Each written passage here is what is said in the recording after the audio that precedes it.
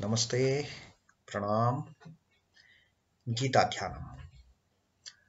Om Parthaya Pratibodhitam Bhagavata Narayanena Swayam Vyasena Grathitam Purana Munina Madhye Mahabharatam Advaitaamritavarshinim Bhagavatim Ashtadashadhyayinim Ambatvamanusandadhami Bhagavad Gite Bhavadveshinim.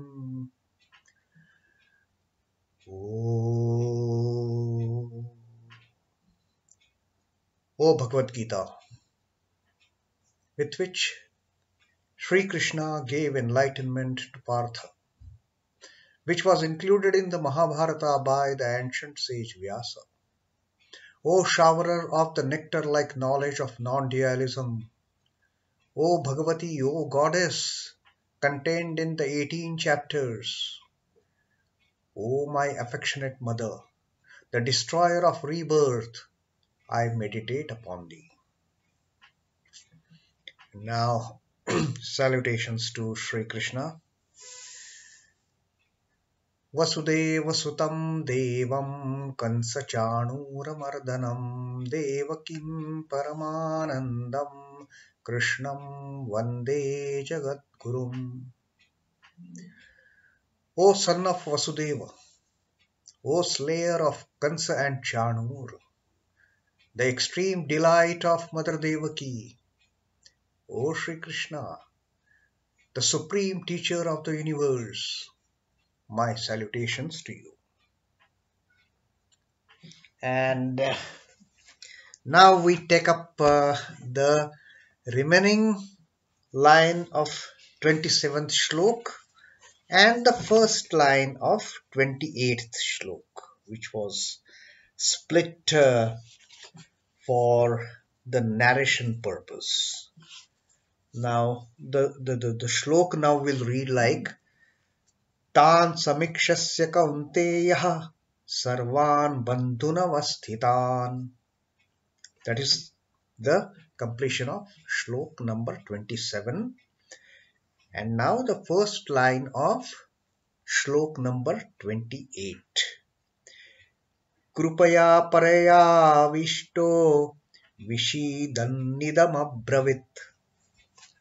Now, with this, these lines that we have read in continuation with the previous 3 lines, 2 lines of 26th shloka and the first line of 27th shloka of the Arjuna Vishada Yoga, that is the first chapter of the Bhagavad Gita.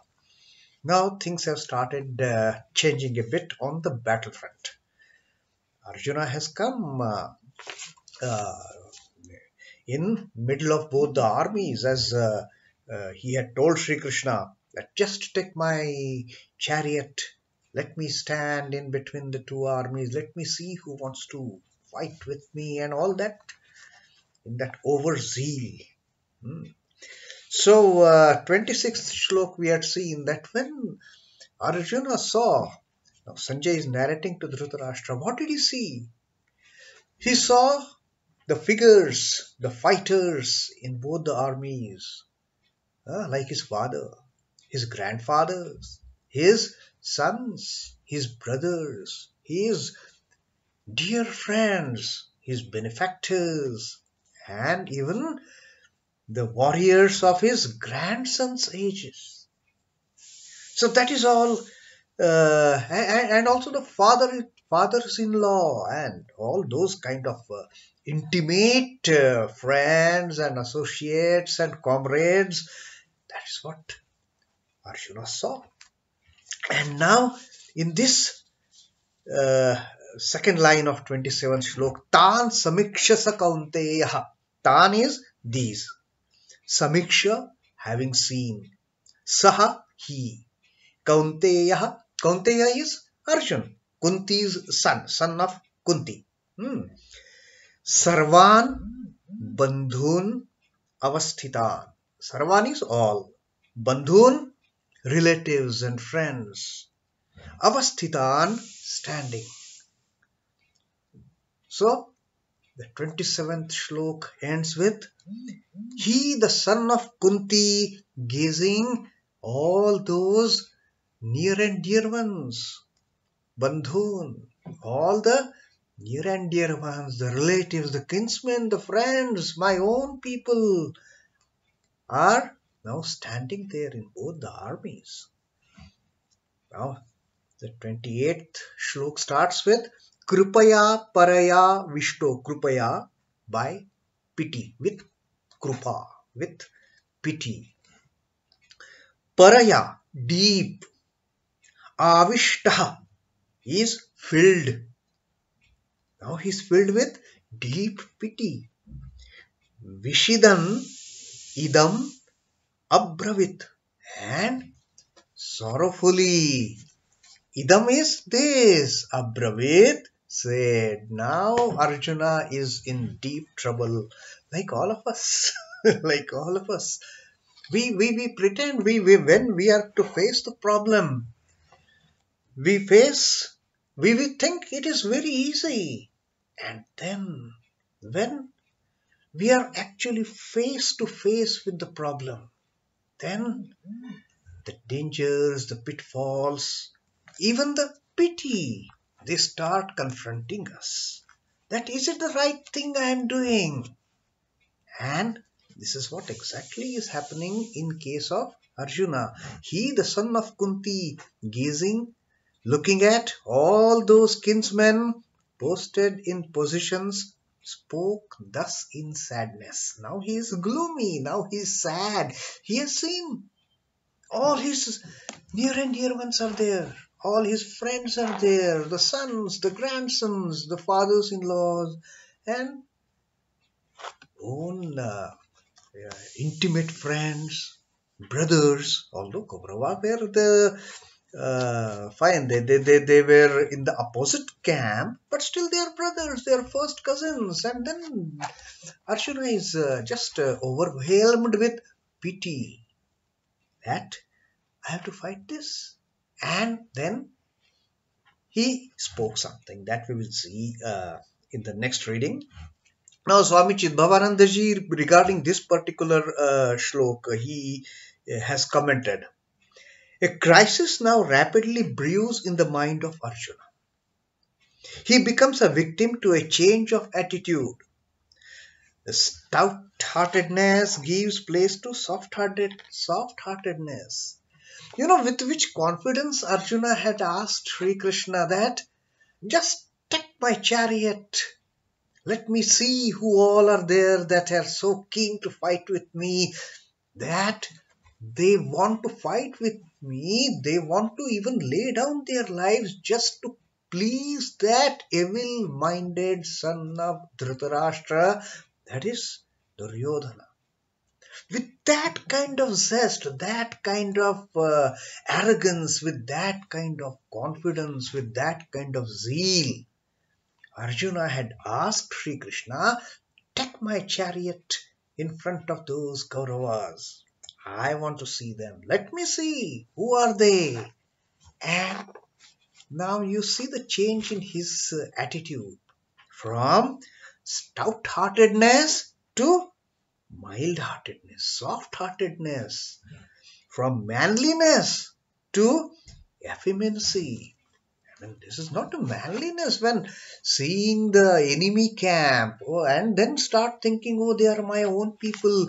Now, changing the tone of his voice. Now he is going to talk in a Vishidam, in sorrow, great sorrow, he is going to say something to Sri Krishna.